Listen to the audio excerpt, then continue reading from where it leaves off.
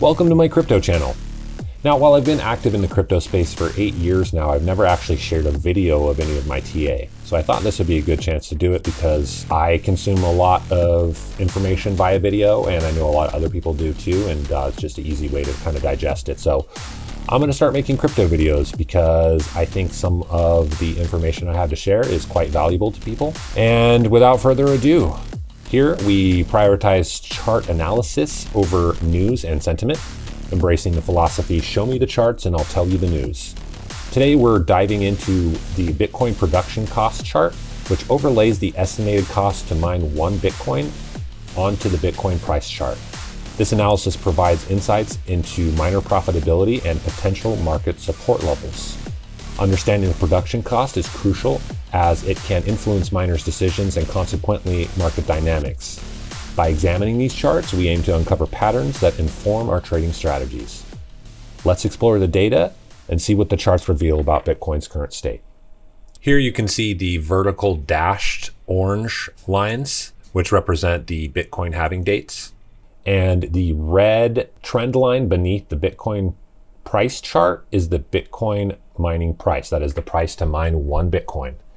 Over time, that goes up as the network gets bigger and the amount of power required to generate one Bitcoin through solving the algorithm's mathematical challenge intensifies, and it just keeps going up. Now it fluctuates, sometimes it goes down, but over the span of months and especially years, it goes up and to the right.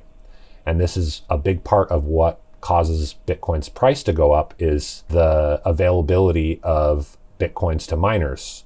So as it gets more expensive to mine one Bitcoin, the price of Bitcoin goes up.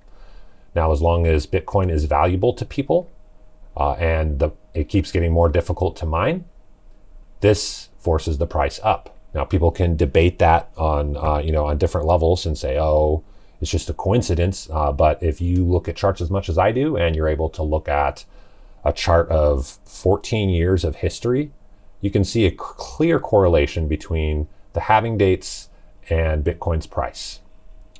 So here we're going to take a look at that. And what I will say off the bat is this particular indicator, the Bitcoin production cost, doesn't start to become super helpful until 2017. So we're going to skip ahead to that part here.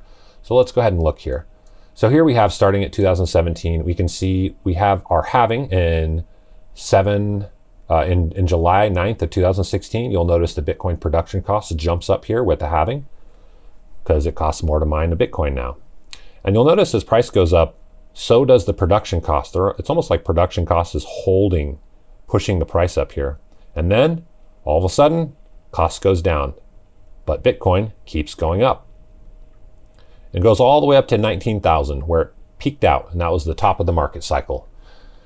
So Bitcoin spent an entire year after that trending downwards, and let's go ahead and zoom in here and see what happened when it interacts with the production cost. So here we see Bitcoin touches the production cost that's actually declining, and it bottoms there. Now, does it bottom exactly there? No, it bottoms within about 10%. So if you bought Bitcoin right when it hit this, it went about another 10% lower before rebounding back up. And look at the trend, goes up and up and up. And there was a little mid-cycle peak here in 2019. And Bitcoin sold off for not an entire year, about 3/4 of a year, about 8 months or so. And during the pandemic dump here, that's what this big spike down is that you see. Boom. We have a 60% decline over 30 days, one of the worst Bitcoin crashes in its 15-year history. And look what happened. It touched the Bitcoin production cost and boom, price goes up. And here's our halving.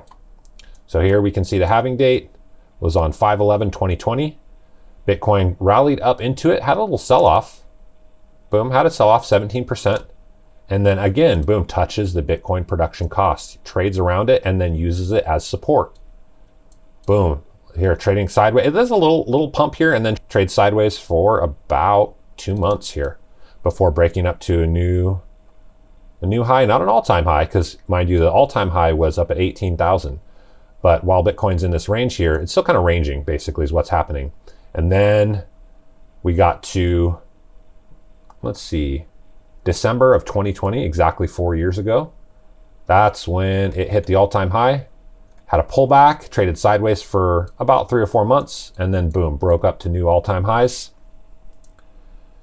making a high of 64,000 in April of 2021. And that was the end of the party right there for the first peak. It then went down 55%. Didn't get anywhere near the Bitcoin production cost. It could have went much lower and still use this as support, but it did not. It bounced way before that and then went up to make another high, this time a new all-time high, 126% higher at 69,000. And that was the actual market peak right there. You know, we didn't know it. Looking back in hindsight now, we can look back and see, okay, that was the actual end right there. Nobody knew it. You know, we all thought that Bitcoin was going to 100,000 during that time, and it did not. It proceeded to go down 76% over the span of a year.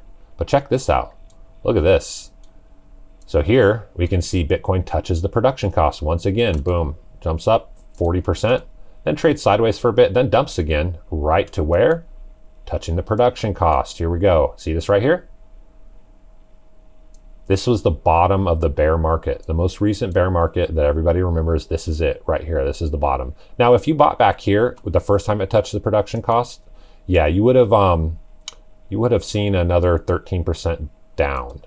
But in all honesty, this type of indicator is more useful for investors than traders. Yeah, traders can use it, but investors are the people who are going to benefit the most from this indicator. And that's because investors don't care about 10 or 13% difference when we're looking at hundreds of percent gains. And so if you bought either of these times, ideally both when it touched the production cost, you would have basically nailed the bottom of the bear market. Very few people, including professional traders, buy the bottom. They're waiting for trends where it's clear that the price has gone far out of the questionable zone, far past the resistance. And so they're buying into strength, which is, you know, it's a commendable trading strategy. It's perfectly fine to do that. But this particular indicator is good for telling you when the bottom is, not for telling you when the trend changes necessarily, because it can still trade sideways there for months before it starts to rebound. So let's check out the next one. Again, look at here. Another dip down, touches the Bitcoin production costs, boosts back up. And then we don't have another touch on the production costs all the way until after the next halving. Check this out. Look right here. So the most recent Bitcoin halving is the 19th, April 19th, 2024. Bitcoin had a sell-off leading into that, but check this out. Comes down, touches the production cost, trades sideways on the production cost here for half a year. Just traded sideways here. Even scared a lot of people dropping below this. Most people aren't looking at the production cost. They just see the declining price of 17% and they're like, oh no. But check this out. If you bought Bitcoin when it touched the production cost here and just held, you'd be up 60% right now. That's a pretty great entry. I mean, not as good as the bear market low down here. Not as good as this one, but if you're following this indicator and you're watching this and you see Bitcoin getting close to this or touching it, to me, that's a buy. That is absolutely a buy. And, you know, I'm not saying that it can't go lower. It can go lower, about 10 to 13% lower. And if that scares you and you're not able to handle that, you're probably trading the wrong asset and you should probably stick to stocks and bonds. But for us crypto traders, we're here for the volatility. So 10 to 13% doesn't scare us. Hell, 20 to 30% in a bull market doesn't scare us. We're going to continue to buy those dips until our indicators tell us that bull market's over. But that's a topic for another video. Thank you for joining us today and stay tuned. Don't forget to hit the like and subscribe button for more content like this.